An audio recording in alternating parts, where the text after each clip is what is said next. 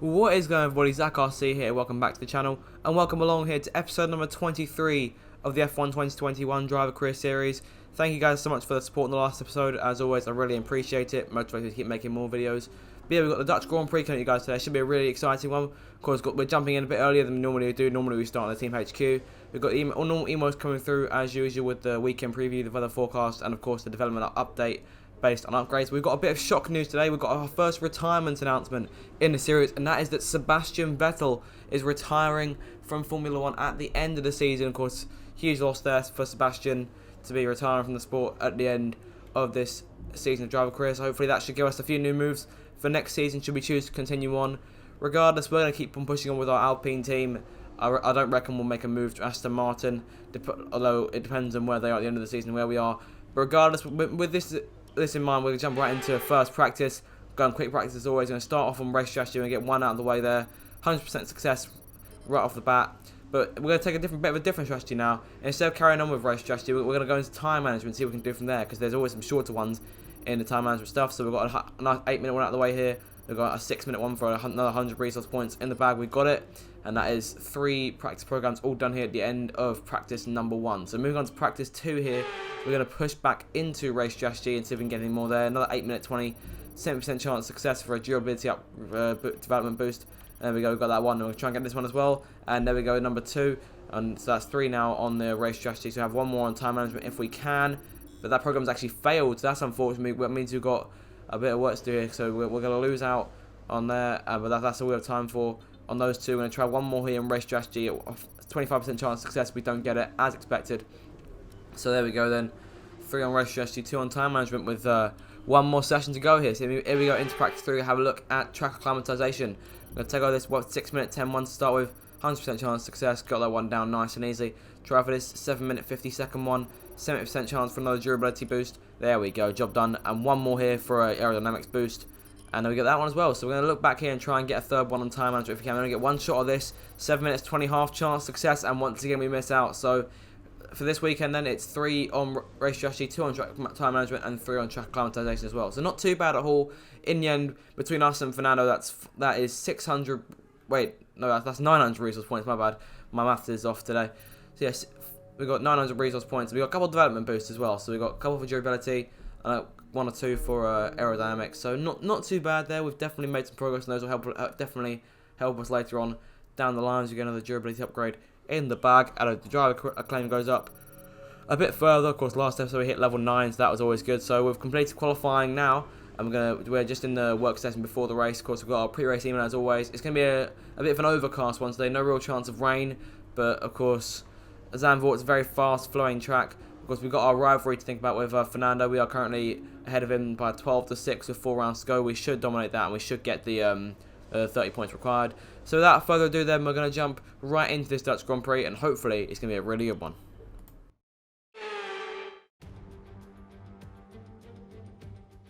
Welcome along then to the North Sea coast and Zandvoort, 25 miles away from Amsterdam, and the host for today's Dutch Grand Prix. It's a race the great Jim Clark won on 4 occasions, leading for an astonishing total of 370 laps. Zandvoort circuit then, 14 corners, 10 to the right and 4 to the left, with plenty of steep camber and elevation changes to keep our drivers on their toes throughout the 2.6 mile lap. And watch out for cars making use of the DRS zone into turn 1 to try and overtake. Anthony Davidson joins me once again in the commentary box, and it's fantastic to have you with us here today, but I'm curious, as a man with experience out on the track, how do you stop those pre-race nerves from becoming overwhelming when you're lining up on the grid? But from the moment qualifying's over, you start to feel the adrenaline in your body build up and the buzz in your stomach as you anticipate the run down into turn 1. It's all a bit like going into battle, and the unknown situation makes you nervous. Those pre-race nerves are a good thing. The day you don't have them means that you don't care anymore. And of course you have to make sure that all the procedures are second nature to you, so that they're not taking up too much of your capacity. Let's run you through the driver grid order for today's exciting race. An immense lap from Carlos Sainz yesterday puts him in pole position, with Charles Leclerc alongside. Looking down the rest of the grid we have Perez, Hamilton, Lando Norris and Bottas, Ricciardo, Gasly, Cohen and Sebastian Vettel, Verstappen, Fernando Alonso, Yuki Tsunoda and Raikkonen, Stroll, Giovinazzi, George Russell and Mick Schumacher, Latifi and Nikita Mazepin. It's almost time for the lights to go out, so let's head down to the track and get this Grand Prix underway. After the points finish last race, let's aim to keep the momentum going. And keep that momentum going we will then. Here we are on the grid for the start of the Dutch Grand Prix, starting from P9. Another Q3 appearance from us on our end. Have a look at the strategy we're going to try and use for the race course, look around, see if we can get anything improved on the strategy front. We're going to pit on lap 7 for this one, and as always, we're going to turn on the fuel, so that should balance things out. So we're going to pit a lap earlier than what they want, the original strategy. Hopefully that should pay off for us here. So we're pitting on our own here. We're going to 5 red lights now for the start of the Dutch Grand Prix, episode 23 of Driver Career. The race is underway. They didn't keep us at the lights very long. We've already had a decent getaway. We're side by side with Gasly on the run down towards turn number 1. Looking inside into that first corner against Ricciardo. Gasly's managed to move, makes through. He's going through best of Bottas and Norris in front of us. We're still side by side with Ricciardo here, but the McLaren driver, he's going to have to back out here because we've got the inside run. We're going to turn around the outside of Bottas now. And we could go around the outside of Gasly, but he's moved up just a little bit, so we have to bang tyres and make do with that. We managed to finally pass Bottas. And this feels like deja vu here, once again battling Mercedes in the opening couple of laps of the Grand Prix. Bottas hasn't been doing too well recently, but he's got the better of us for the time being. Be careful through this next corner. We're about to force Ricciardo out there, just running our line, being very careful not to hit him, but he'd have to back out because we had the inside. So we're going to continue chasing Bottas if we can, but also keeping an eye on Ricciardo in the McLaren behind us. Of course, we've got Max Verstappen, Dutch home hero, behind us in 10th place. He's going to want to do well here. He started outside the top 10 due to a penalty, but he's pushing his way back now, trying to score some points and perhaps even take a podium finish for the Dutch crowd. We're still chasing Bottas though, so we'll concern ourselves with Verstappen later. Still chasing up Mercedes to make our way through sector 3. But of course, we've already used half bot ERS, so that could be a concern as the race goes by. Over the curve there, careful not to go into it too much, or the might spin out. Making our way to the last corner now. The AI always notoriously slow for that last bank turn. We're closing on Bottas here. We can go for a run down towards that first corner to end lap 1, begin lap 2. There we go underneath, late on the brakes. Slight bit of contact there, slight touching of wings, but we're all good there. We managed to find our way past Bottas. No damage done to either one of us, but we're going to get past him anyway. So there we go, now into P7, we begin chasing Gasly in the AlphaTauri. We've got a message coming through. The energy store is approaching its wear limit. We will be forced to retire if we're not careful. Make sure to discharge your battery properly. Alright, so I'm going to be careful on the ERS here because the energy store has damage on it, so there's a chance we could actually make it to the end of the race if it gets too serious. Moving on to the start of lap number 3 now. DRS is being enabled this lap. We can use DRS when you are within 1 second of the car ahead and in the DRS zone. Alright, so be careful of that in the way of DRS. We've got Bottas in a Mercedes right behind us, so we have to use the ERS and stuff to our advantage here. Making our way through the right hand, we've gone a bit too much on the curve there, so we've lost quite a bit of time. Bottas is now right with us. We've gone a bit wide there, and that allows Bottas inside. There's a bit of contact once again. He's on our inside, going into the right hand. We should have the inside going to the next left-hand turn, so we're still there with him. He's going to have DRS here. We've forced him off his line and forced him wide, so he's lost a bit of momentum, but he still has DRS, so we have to use all the ERS we've got in order to keep him at bay. We're choosing not to use it here though, just trying to conserve it for the time being. Bottas isn't close enough to make too much of a move. 1 minute 13.9. Alright, so making our way back to turn number 1 here to start lap 4. Bottas got past with the DRS, going to sneak back inside though, trying to take the lead.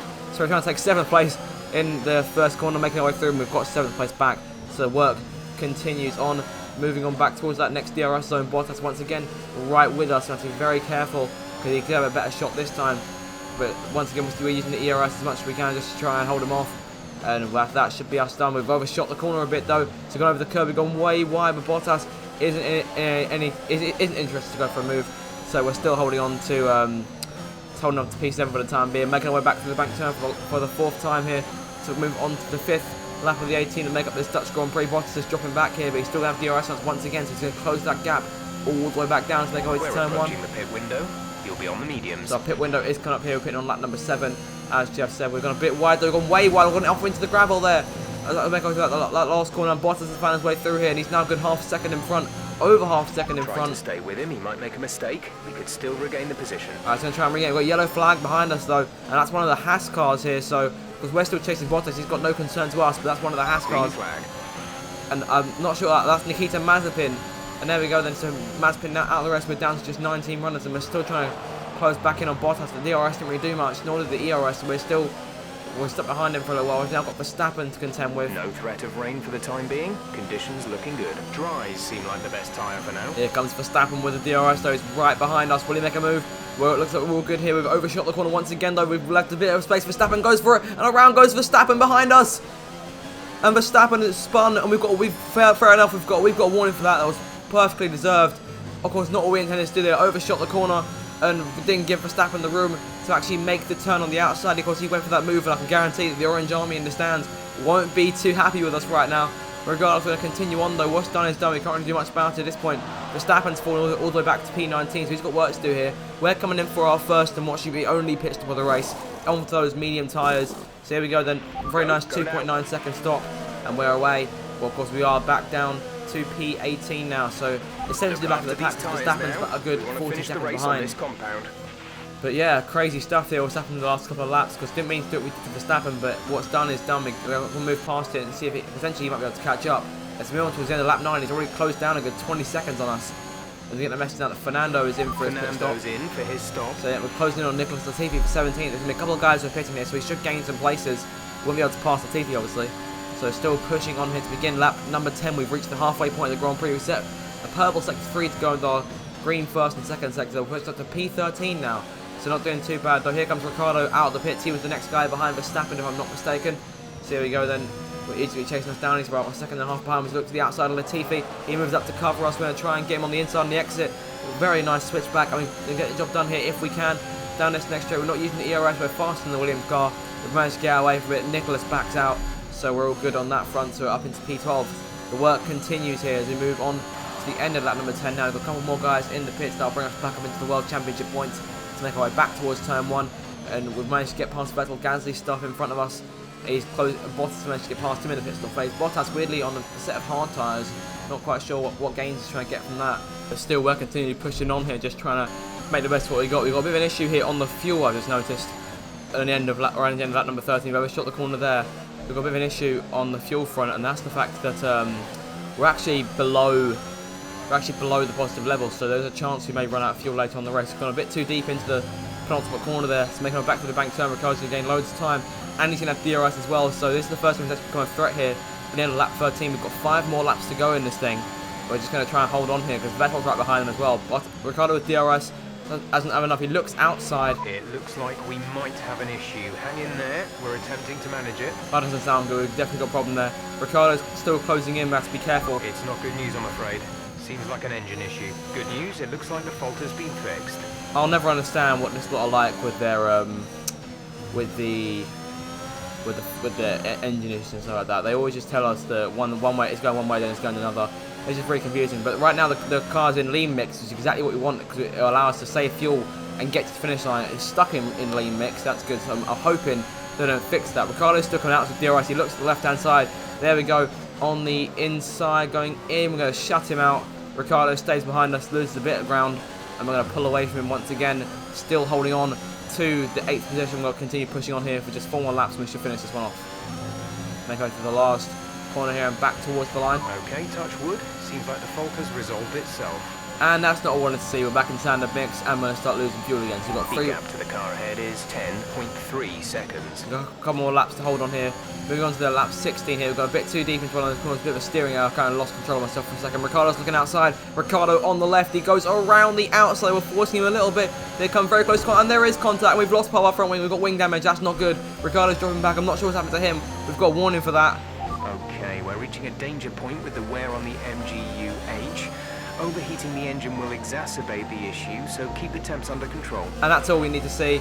With a couple more laps to go in this thing, there's a chance we might actually make it to the finish line with the engine power front, and the fact we might actually run out of fuel. So Vettel has now taken the catbird seat, and he's trying to take a race from us in the way of taking 8th place. He's looking to the inside already. Ricciardo had to pit, of course, because he also had wing damage from that crash a couple laps ago. Vettel's now all over us here. The car behind is catching you by 5/10 a lap. 5/10. Yeah, well done, Jeff. You just realised how close the car is. Vettel's still closing in on us. Of course, we've got Alonso right there as well, so we can try and move Vettel out of the way without losing the spot and get Alonso past us. Well, that could really help us in the way of championship points. We are doing really poorly on fuel here, so we have to back everyone up a big time in the train Gap ahead is in order for us to make a finish line on fuel. If you look far back enough, Max Verstappen, who else is closing in at the very back of the train? If you look very closely in those gradual shots, I'll take this off and just looking back and make sure what Vettel's doing. You can see Verstappen in the back of the train. You might actually get points from this. Carlos Sainz has won the race. Incredible stuff here. We've gone a bit wide there. There's contact. Vettel's right there on our left-hand side, going down in towards the last proper overtaking opportunity of the race. Going to go late on the brakes, diving inside. We've still got 8th place. We're going to get it back, and that should be all she wrote for this Dutch Grand Prix. We've got to hold on for just a few more corners, and the car is just about to go into low fuel mode. We should make it to line okay. There is a chance it runs out. There it goes into low fuel mode. We're still getting away, and it's going to be enough here to hold on. The car should start sputtering in just a moment. They're closing up to us now, but it's not going to be enough. I'm going to take P8 here. And that was just a pretty mad race in all honesty. Take care of the car on the way in. It was pretty fun. It can't be denied, but it was crazy. Of course, we had the incidents of Verstappen, what happened with Ricardo later on, and just that last lap of saving fuel. But anyway, Sainz has won the race. Incredible stuff for Ferrari. Their first victory since Singapore in 2019. So that's mad stuff there. Sainz taking his first victory for the team, becomes the second Spanish winner in Formula 1. The first since Fernando Alonso last took victory. Perez comes home in second place. There's Lando Norris rounding out the podium for McLaren. So not too bad a day for us. For P8 for us, not too bad. We're getting to more points in the championship. Unfortunately, Gasly finished last. We weren't able to close any points in the Constructors' Championship. We may have lost some regardless. So Sainz wins the race, and Perez and Norris. Lewis Hamilton comes home 4th. Charles Leclerc in 5th for Ferrari. Bottas 6th. Gasly in 7th place. Us in 8th. We gained 1 place there. Vettel in 9th, and it's Fernando Alonso running out your top 10. Verstappen came over in 14th in the end, so not too bad when we tried to come back, but we weren't enough at the end of the day. Look at the Drivers' Championship here. We are still 12 points behind Gasly, so we're closing in still, but we're not close enough yet. Vettel's fans way past Tsunoda behind us in the Drivers' Championship, so we may have a trip behind us for 10th place. We'll have a look at the Constructor standings now. We're still 14 points behind AlphaTauri. We've been closing the last few races, so it's definitely going to happen. But yeah, what a race that was. Amazing performance out there. I'm sure you're pretty happy with that. Do you have any comments about this team? You had a few bumps and scrapes today. Who would you say is at fault? Appreciate your time. Alright, so that's the interview done then. So now I have a look at the rivalry breakdown just after the race. Are 4 points for us to Alonso's 2. And we're now 16 points to 8. So we're 8 points clear. So that's all good. Definitely progress made from this weekend. And we're now halfway to driver claim level 10. So that's all good. That engine issue was unfortunate. We should consider investing more in chassis upgrades and swapping out engine components when they're on the last legs to reduce the chances of this cropping up in future races. Alright, so we've got a thing about obviously the warm components, the fact what happened with the engine issue. I'm assuming we get some R&D points for that. But we've been hit with a contract renewal here, and this will give us the option to renegotiate with Alpine or approach another team. So that I'm going to leave down to you guys, because the series is kind of slow here. We're kind of dragging Alpine along into places where the car really shouldn't be. I mean, we're literally the 8th car on the grid. R&D, we haven't done too well this season with it. Of course, it is still relatively close. We could be as high as 5th with a couple more upgrades in the bag, but I'm going to leave it down to you guys. Do you guys want to stick with Alpine for the rest of the season, or do you guys want to see me try and renegotiate with a new team, perhaps higher up the grid? So we'll leave that for the next video, and I'll let you guys decide down in the comments below. I might put a poll out as well. I'm not entirely sure. We'll just see what happens. You know, we're going to change up the components regardless, the ones we've missed off. But yeah, then you guys, that is the end of this video. I really hope you have enjoyed it. Do you want me to stick with Alpine and keep on going, or do you want me to try and renegotiate with a new team? We've got those R&D points. But yeah, let me know if you want to see that and what team you want me to renegotiate with. Make sure to like, share, and subscribe as always. And with that, I shall see you guys in my next video. Thanks for watching, and goodbye.